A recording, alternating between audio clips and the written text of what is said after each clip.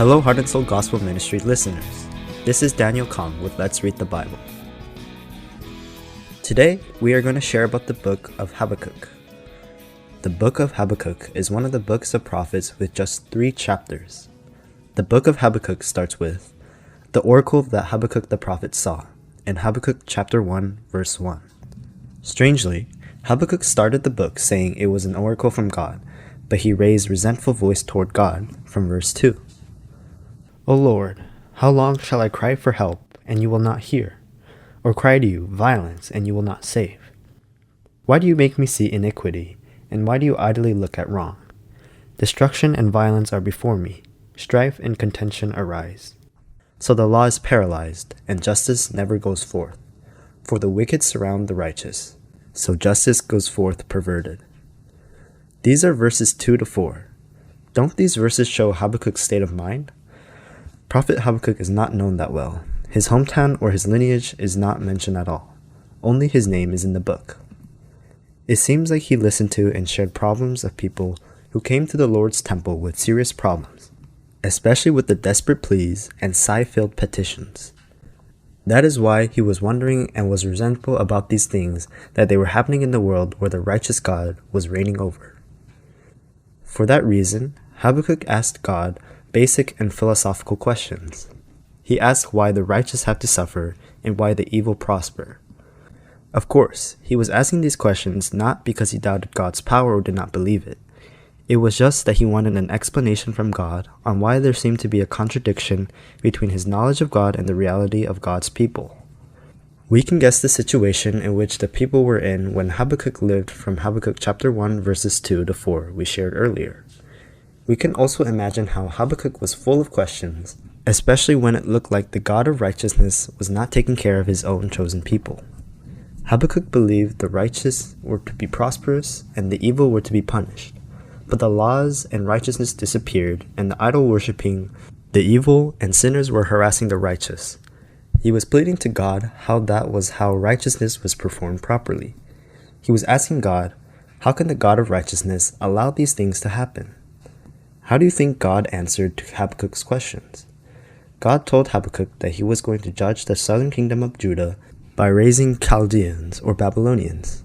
But God also said that there would be some who would be saved despite the judgment. In chapter 2, verse 4, are the very familiar words of God, as he answers Habakkuk, Behold, his soul is puffed up, it is not upright within him, but the righteous shall live by his faith. Habakkuk saw hope for the future in the answer from God. He made his memorable confession of how he will be joyous because of God's salvation. Habakkuk believed God would save his people even though the southern kingdom of Judah would eventually lay in ruin with trees without fruit, no food to eat, and nothing to possess. A lot of people interpreted Habakkuk's confession as, even if I am poor and do not have enough, I am satisfied with God's grace of salvation, and even made songs with it. Habakkuk's confession is that he will be able to endure and suffer during the time of unrighteousness because he believed God's promise of a future righteousness. Habakkuk understood that God would one day punish all of the unrighteousness through his righteous judgment, even though the people were sinning against God and seemed to prosper and gain power.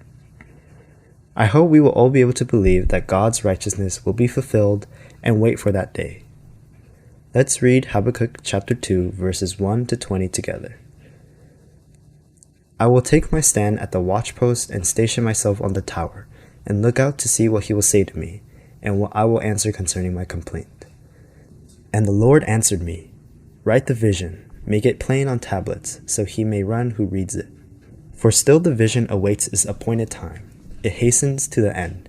It will not lie. If it seems slow, wait for it. It will surely come, it will not delay. Behold, his soul is puffed up. It is not upright within him, but the righteous shall live by his faith. Moreover, wine is a traitor, an arrogant man who is never at rest.